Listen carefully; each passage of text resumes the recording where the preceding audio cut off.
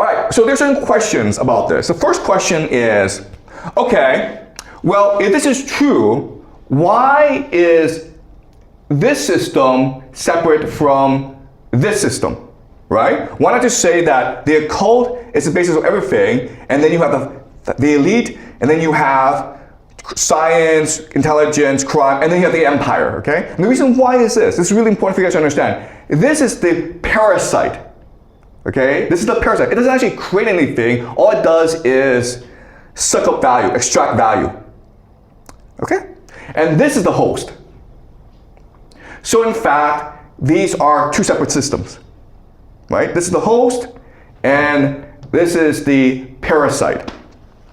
Then your next question would be, okay, let's just assume this is true. What evidence is there that this actually works? Because there should be people that operate this system, right? Well, I will give you some names, okay? All right, so if it is true that this system is the way it is, there should be individuals in place that operate this system, right? Well, I'll give you some names. I'll give you two names. Jeffrey Epstein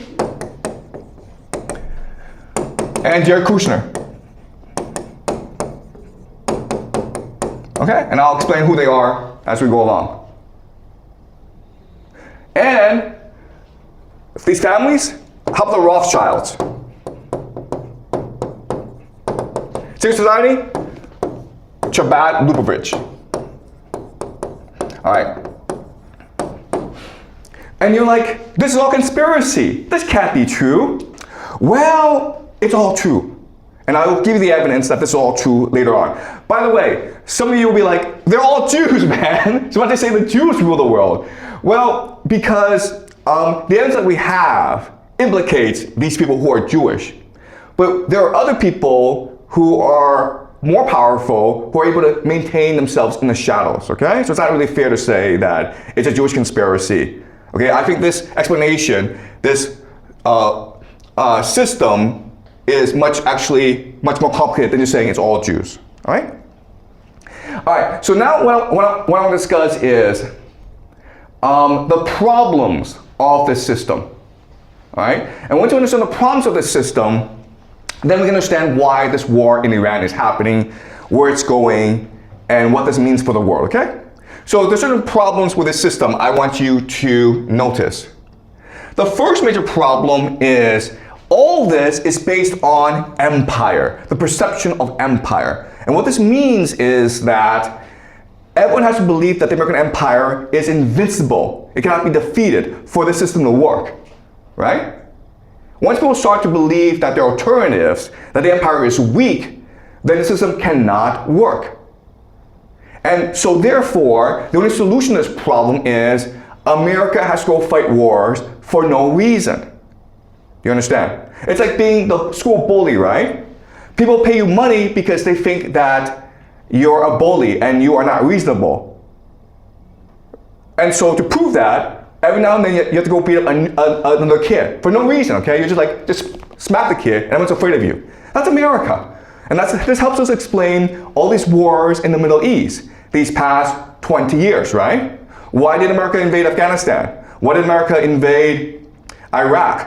Why did they blow up Syria? Why did they blow up Libya? Why are they attacking Iran? To prove to the world that I'm still the biggest, baddest bully on the block, so you better obey me or I'll come beat you up, okay?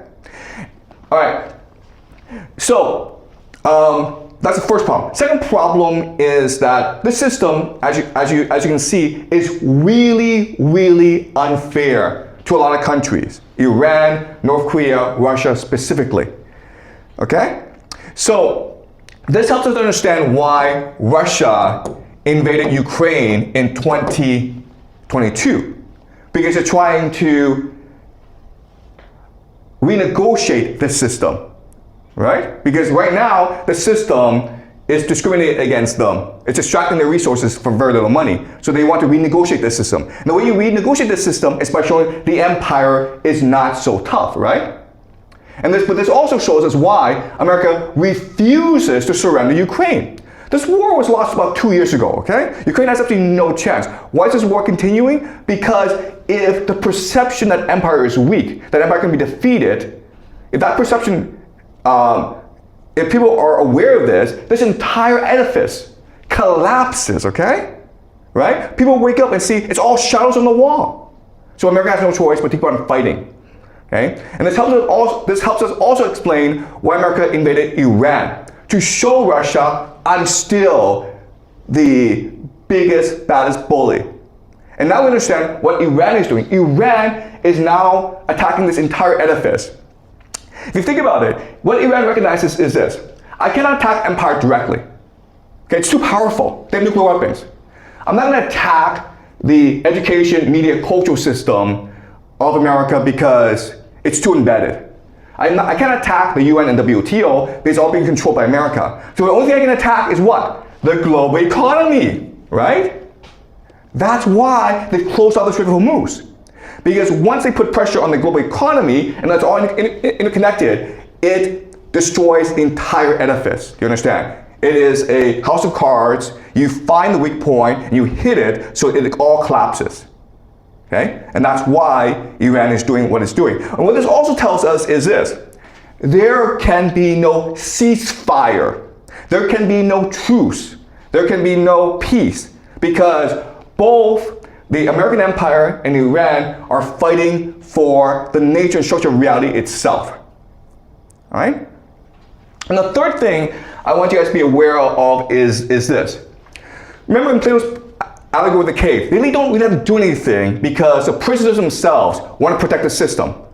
Well, this is true as well, where if you are in education, media, and culture, and you are at the very top, you are not in power, but you benefit from the system. And therefore, you insist on protecting the system at all costs. And these people, of course, are called the boomers.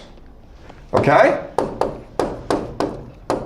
Okay, not all of them, okay? But the elite of the boomers, even though they themselves don't have that much power, there's a lot of them, okay? And they will fight, they will make their politicians and the military fight to the death to maintain the illusion of empire, which benefits them. All right? Again, Plato's allegory of the cave. Okay, all right. So, now we can answer all three questions. Why did this war start? Because America had no choice in the matter, okay? It had to defend the illusion that the American empire was invincible. Otherwise, this entire edifice would collapse, okay? When will this war end? This war ends when the global economy is destroyed. Because once the global economy is destroyed, this entire edifice collapses, okay? And what will happen after this war? Well, a new world will emerge where there are different spheres of influence, okay? But we'll discuss this later on. But I first introduce to you the big structure of what's going on, okay? All right.